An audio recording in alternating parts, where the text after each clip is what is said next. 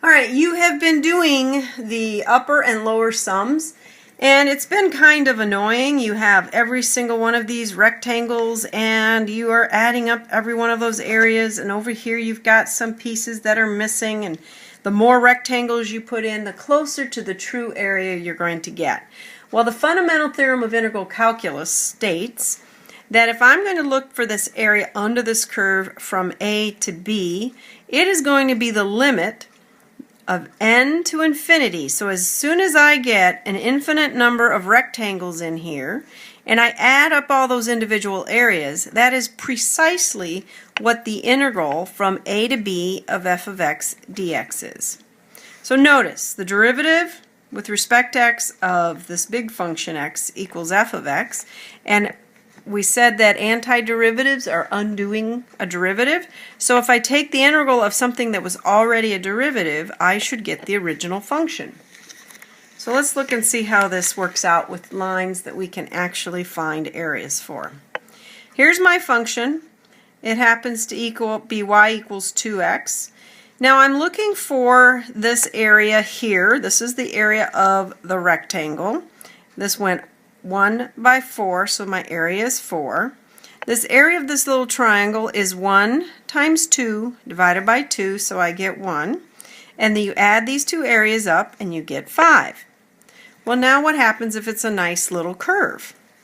Let's look at this. If I'm looking at this curve, and this is a parabola, y equals x squared, then what I'm looking for is this height minus this height to get me that area.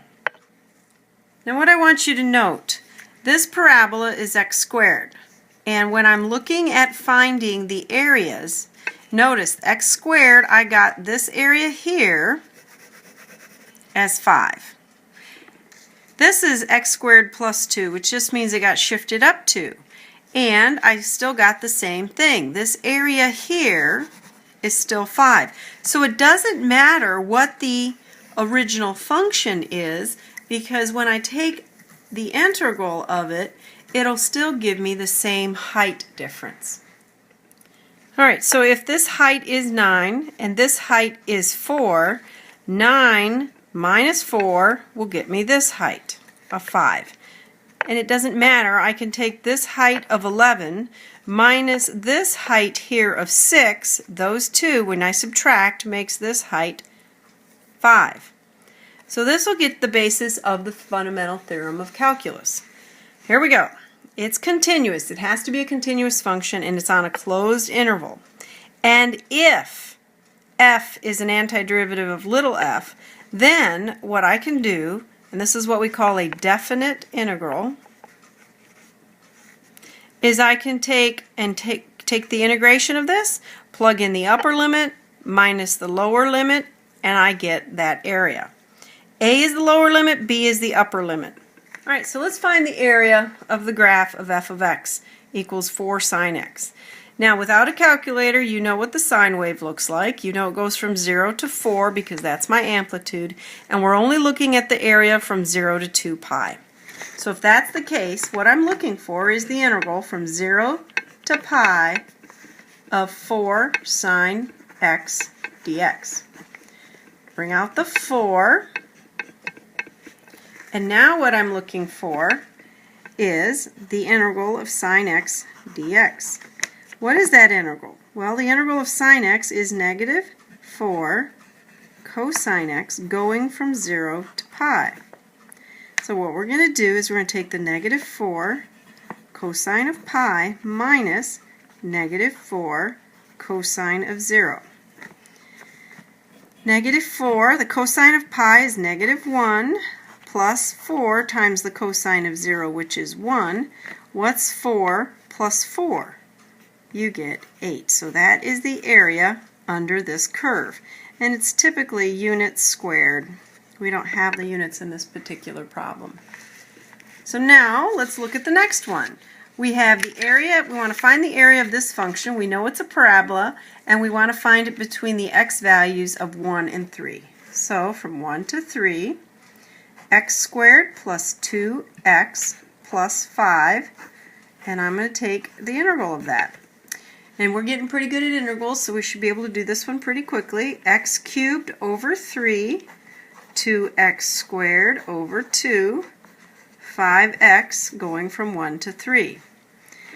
Now be careful with your signs. They can get you mixed up. So we're going to take 3 cubed over 3 plus 3 squared plus 5 times 3, and then we're going to subtract the bottom limit, which is 1/3 plus 1 plus 5.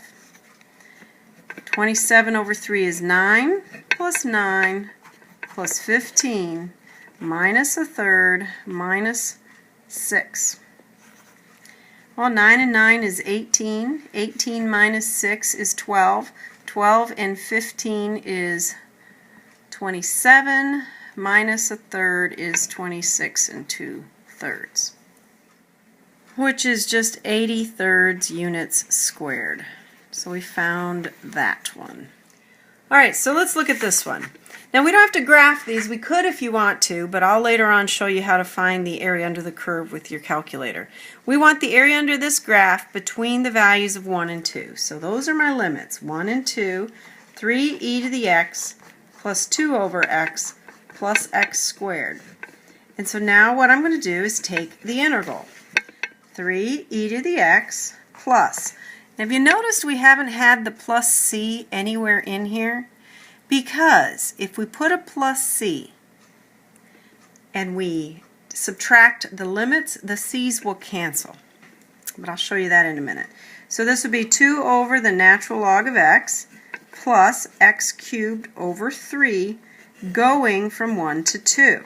So what I have here is 3e squared plus 2ln2 plus 8/3 minus 3e minus 2 natural log of 1 minus 1/3.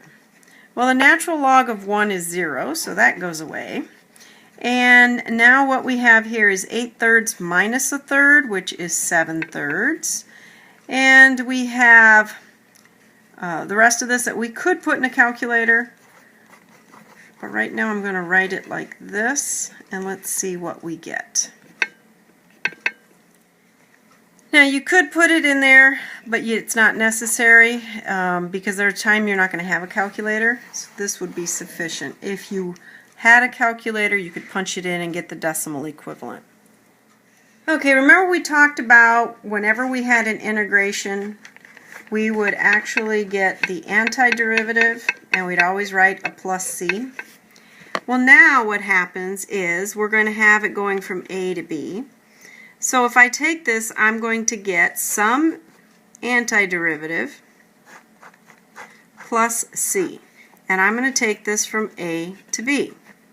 So I'm going to take f at b plus c minus f at a plus c. Now remember that c is the same constant.